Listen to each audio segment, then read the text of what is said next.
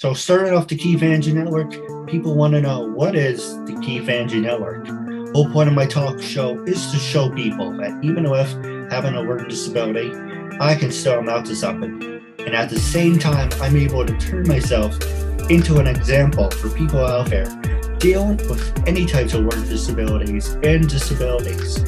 Never give up and prove people wrong. Prove to you that labels do not dictate who you are and who you're going to be. To prove to them and get them out to something.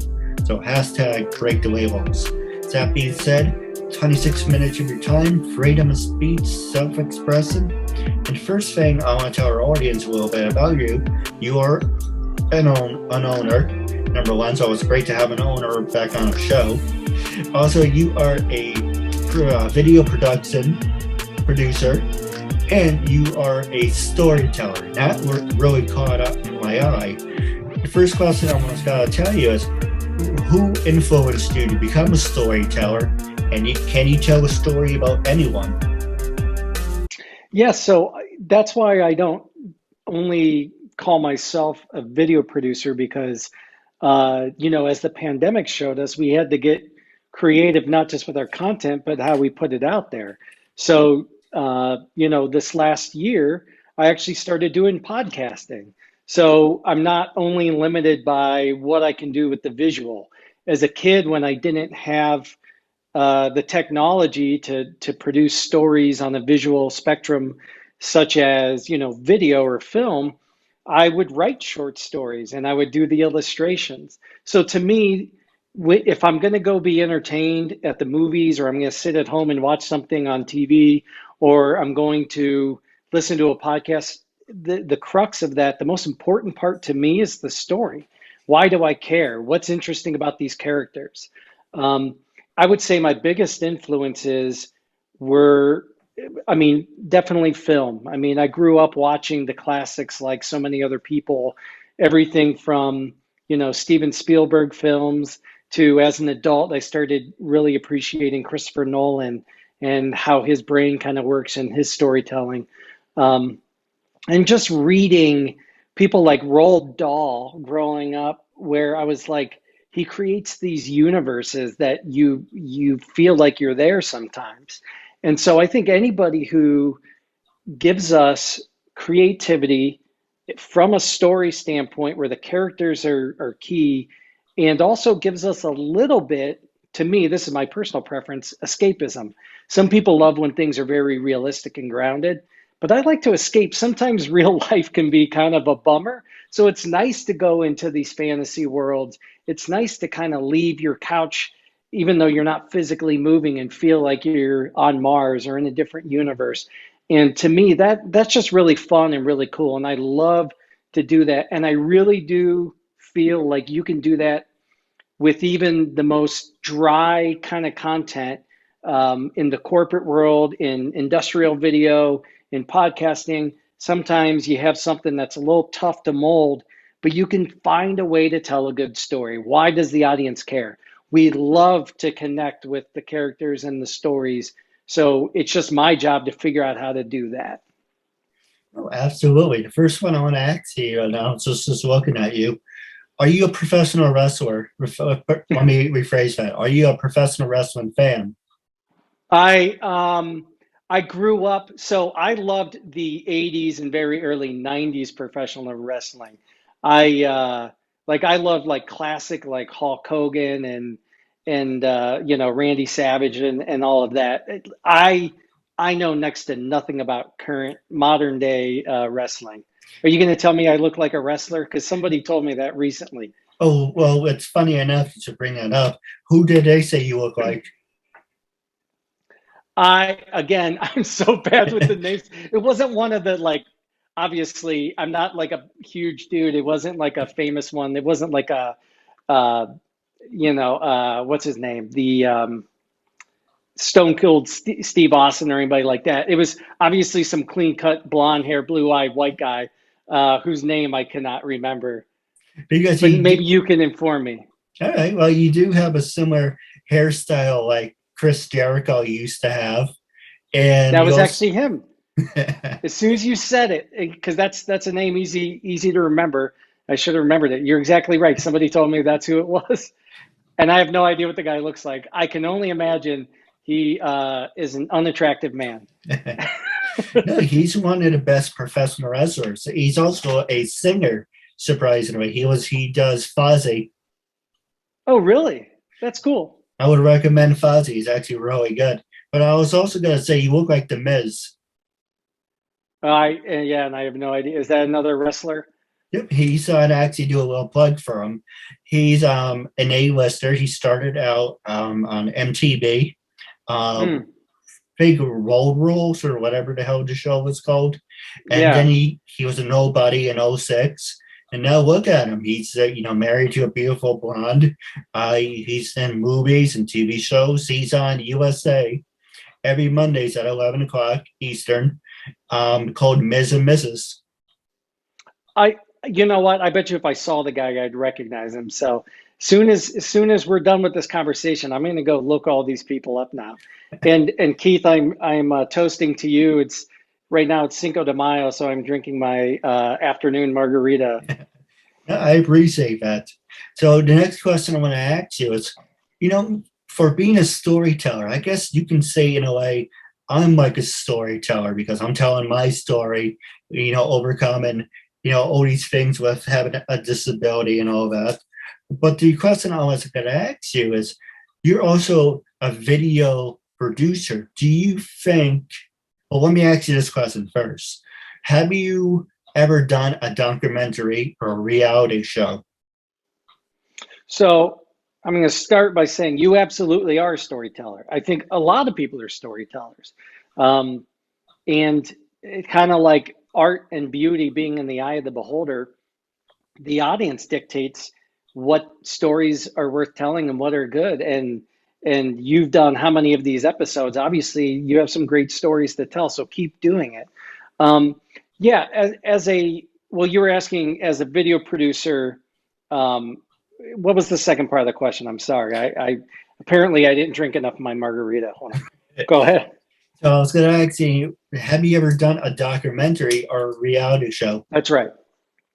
So I've done some mini documentaries. I've done some small, like profile pieces, like things that are 15 minutes or less. I've almost done a documentary a couple of times, but with me, if I'm going to dedicate so much time to it, I want to make sure I'm doing it right. And if I'm going to take people's time and put some money into it, I was working on one a few years ago with a colleague who I'm so bummed about that we didn't get to do it, but we did do something short form. So if you ever fly into the Cleveland Hopkins Airport at baggage claim, there's the Superman exhibit. I don't know if you've seen that before.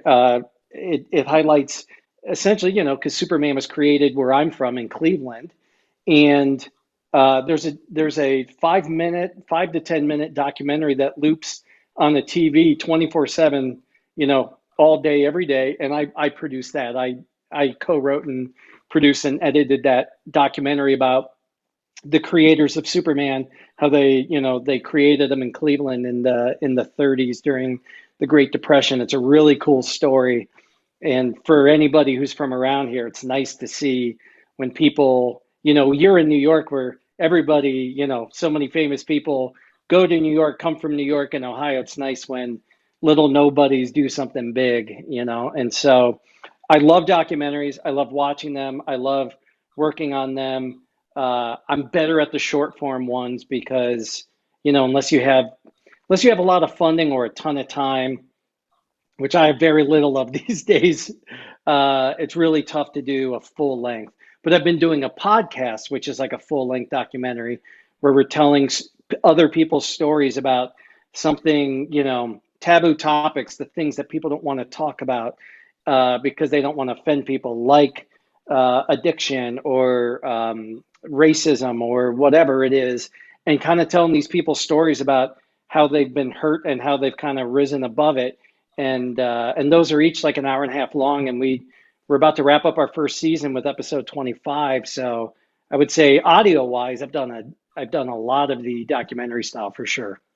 Well, if you're interested, I would love to be a guest, and maybe you would like to do it like a video or documentary series about me if you're interested.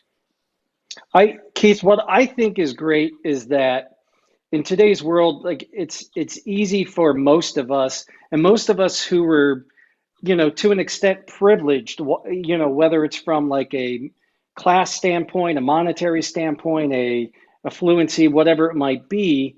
Um, and here's an example, and this doesn't even really compare to why you're inspiring. I'm asthmatic, so it would have been really easy for me as a kid who, I mean, I can't play any sport without needing to hit my inhaler usually because I just don't have good lungs. I haven't since I was 2 years old. If I run more than half a mile, I'm struggling. That would be an easy way for me to go, well, I guess sports aren't for me. But no, you train, you condition yourself, and you do the best that you can do without looking at that guy over there and saying, I want to compete with him. I'm not going to compete with the Miz in a ring, right? Like that's not my thing. I have no idea if he's good, but um, I think it's wonderful that you have put it out there and been an inspiration to other people to say, I'm not going to let this stop me from doing what I do. I'm not going to use this as a reason not to try, not to apply myself, and not to challenge myself in even greater ways than I thought that I would be capable of achieving. And so I think it's a beautiful thing that you're doing. And I think it's an awesome story. I wish I had connected with you earlier in our season. This would have been a great conversation to have, but I'm glad we're having this now. No, there's always season two. That's right. There's always going to be more seasons for sure. So the next question, I got these headphones today, so I'm just like looking at my reflection, just trying to readjust them. I mean, they look nice. That I should have gotten these from the start. I got my Bose headphones, and they're really nice. And I'm like, why is it not working? And I noticed I had a battery. It's like, if I knew I had to charge it once a week, I wouldn't have gotten it. So these, Oh I just wow. plug them in. So the only thing is, I now look like I work at frickin' McDonald's. But but the other question I was going to ask you is, you're an owner, and with everything that you accomplish, being an owner, a video producer, and being a storyteller, have you worked with people with disabilities besides me? Have you worked with people with disabilities? And for people who want to follow in your footsteps, what would be your word of wisdom? I think regardless of, first of all, there might be some people who've had disabilities that I wouldn't have even known. Some of the people I've worked with have had learning disabilities as far as what they've shared with me. Um, it's not my place to say, oh, how, where they fall, what they're capable of. I think what I ask of everybody, and what I think is really important in the workforce in general, is give me the best that you can do. And what you start to find is certain people's strengths and weaknesses, and then you use the weaknesses as something to build on and use as professional development. And their strengths is what you lean on when you need help. So I have some guys, for example, who are really good at producing. They're good at the behind the scenes, connecting the dots, getting everything scheduled, the organization element. But when it comes to the creative element, that's not their strong suit. I have this other guy over here who he struggles with the organization, he struggles with the producing and the scheduling, but he's super creative. So what I do is I challenge them at times to work on those things by saying, I'm going to put you in this role. I know you're not comfortable, but it will at least get your feet wet and you'll have an appreciation for it. But when we're in like a crunch time, I give this guy what I know that he's going to succeed at and be happy with and not be as stressed out about. And same with this guy or girl. So for me, it's less about disability because I think we all we're all suffering from something, right? And it's not to minimize any of that. But to me, if you can bring your best self to work and you can bring your 100% A effort, man, I'll find what works for you, and that's what I work with. And so I have people with different skills, and I think that's great. And I think, I will always, as an owner and an employer, I will always look for the willingness and the attitude above skill set.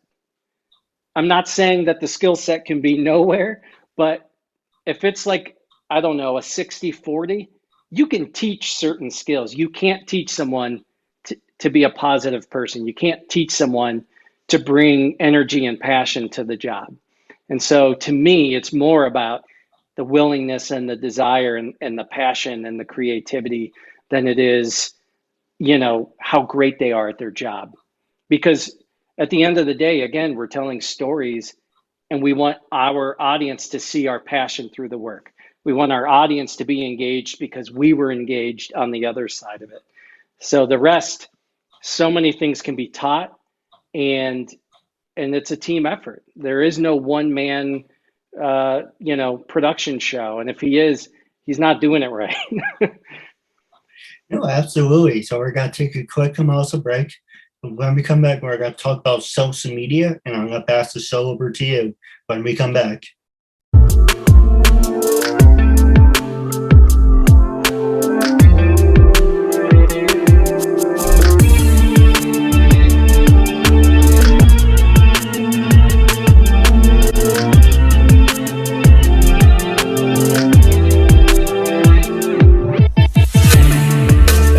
Commercial break.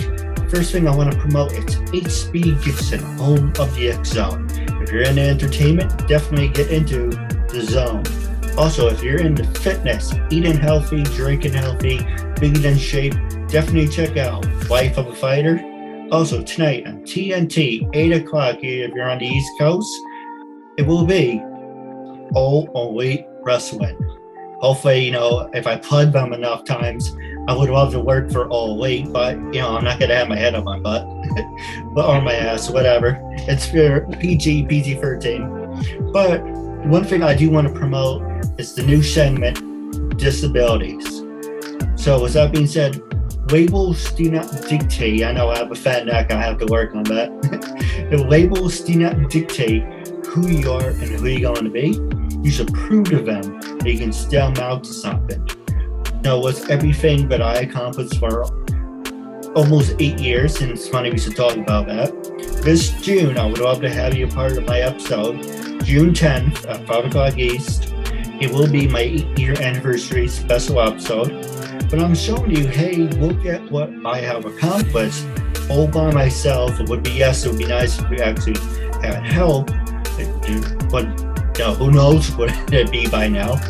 But you're showing people, if you have the heart and passion to do what you love, you can accomplish anything, regardless if people try to bring you down, all that negativity. But the one thing I want to talk to you about is social media. I'm passing the show over to you. With everything that you accomplish of being an owner, of working in video production, and a storyteller, do you give thanks to Facebook, Twitter, Instagram, or do you think these can easily backfire as well? Yeah, I mean, you set it up perfectly. It's a double-edged sword. I think social media can be used for good, but it's still in many ways like the Wild West. We're not really sure how it works. The rules are constantly changing, and you get gangsters and cowboys running through town and hold up your saloons. It's I guess like any technology, especially when it comes to communication, it can be a great thing, and it can also be a really bad thing. And so I don't think anybody, and I don't think any communicators really do, other than the quote unquote influencers, which that's a whole other conversation, Keith. I got to tell you, that whole dynamic is people famous for being famous just blows my mind. But I think any good communicator realizes that social media is there, utilize it to the best you can, but don't rely on it to do what you need to do. And that's kind of where I see it. I see it as something that, as you said, can backfire on you. Not so much backfire, but work against what you're trying to accomplish. But it is a great way to put something out there. Back in the day, you used to have to do like big, email blasts.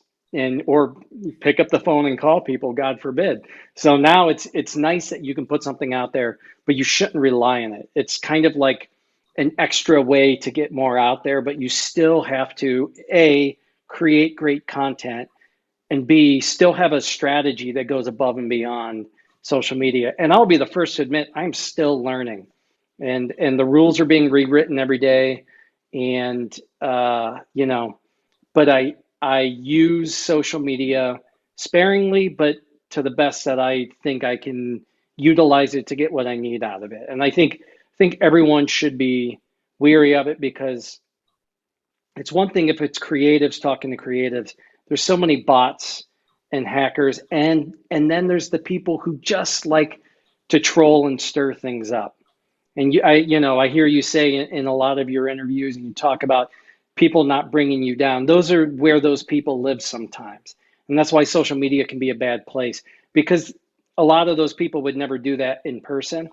They love the anonymity to be anonymous online and hide behind their keyboard and be brave by yelling at people and saying offensive things. And it's sad, and it's just silly.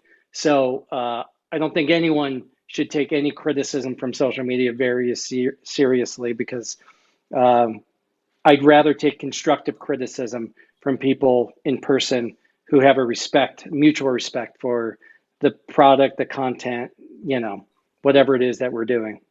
No, I agree with you 100%. For a fact, people are freaking cowards.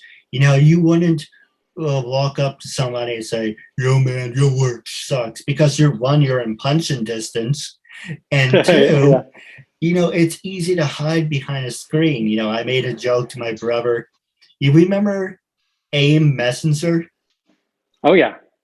And unfortunately, they're gone, and I miss that. But I made a joke. In 2004, I liked John Cena, so I text my brother, the AM, and I'm like, "You can't see me," and he's like, "Yes, I know." But yeah, no, it's just one of the stupid things I did. But it's really depressing. AIM Messenger. Okay, you have text, and you have Skype, you have Zoom, but I miss AIM.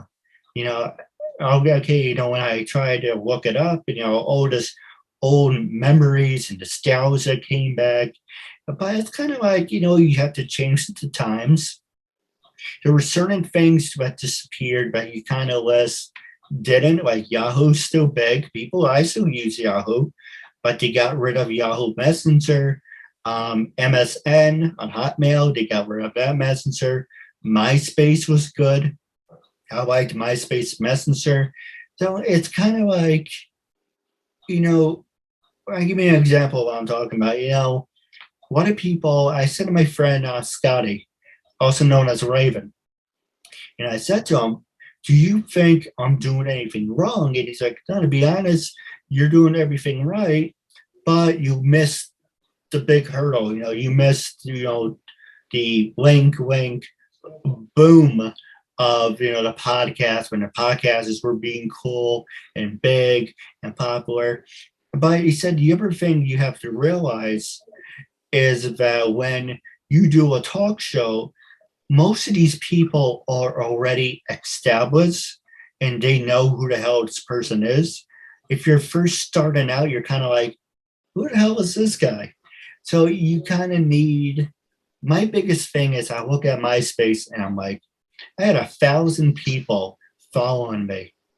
But the biggest mistake is, instead of working up, you should have worked down and worked up.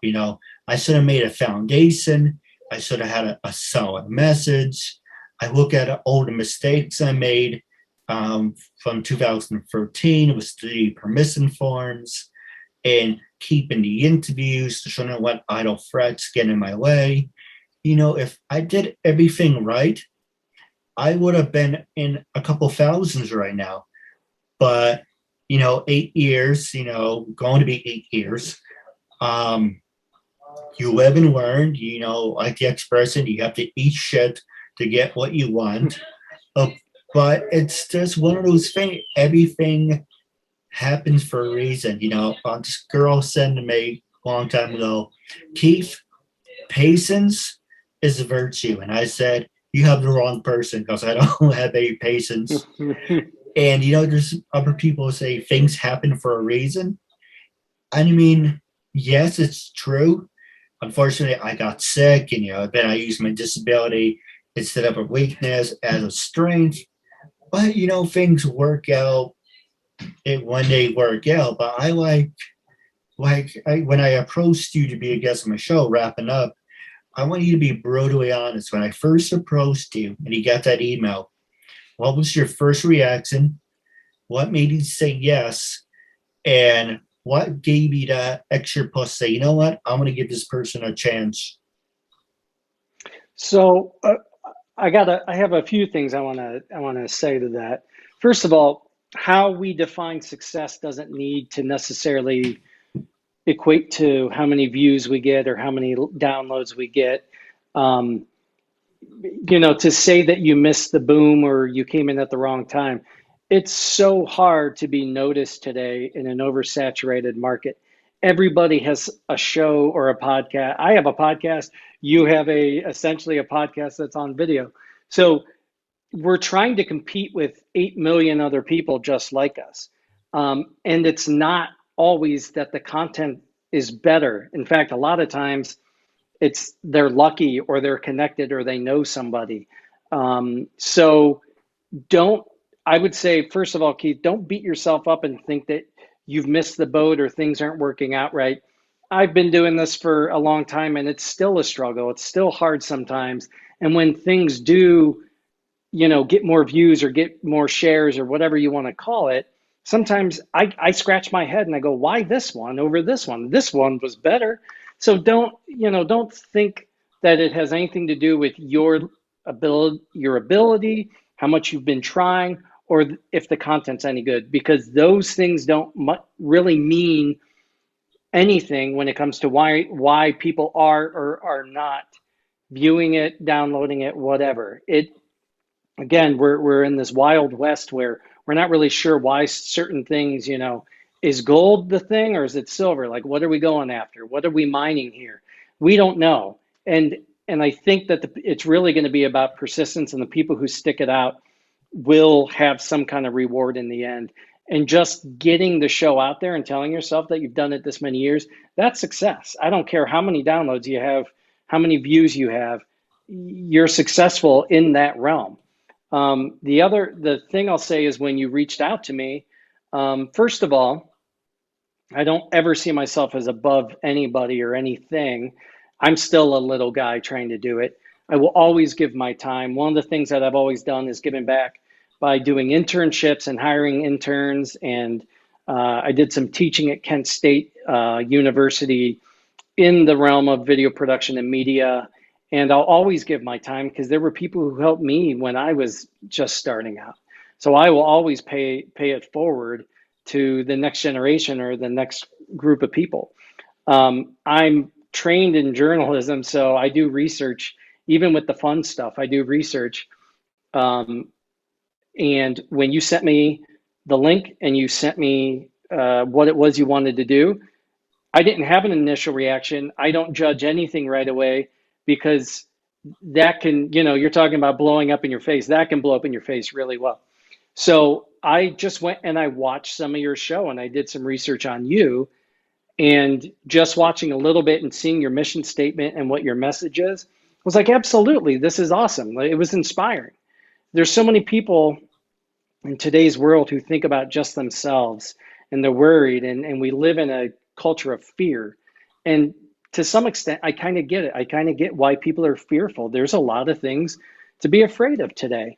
But what's really nice is when you see people who say, in spite of this, in spite of the pandemic, in spite of my fear, in spite of my phobias, I'm gonna I'm gonna do something. I'm gonna do something positive, make a positive change in the world, and not just think about myself, but think about how this might help other people.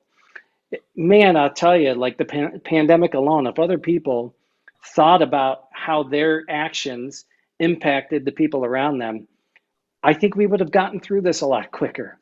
And so it's not to be political, and it's not to try to push my values on anybody else, other than just to say I think there are the people who see the world as this scary place, and so they decide not to venture out. And I get it. I get it. I really do. And then there's the people like you who go, the world is a scary place, but we only got one life. So why am I going to stay hidden behind this door? I'm going to go out there and I'm going to make the best of it.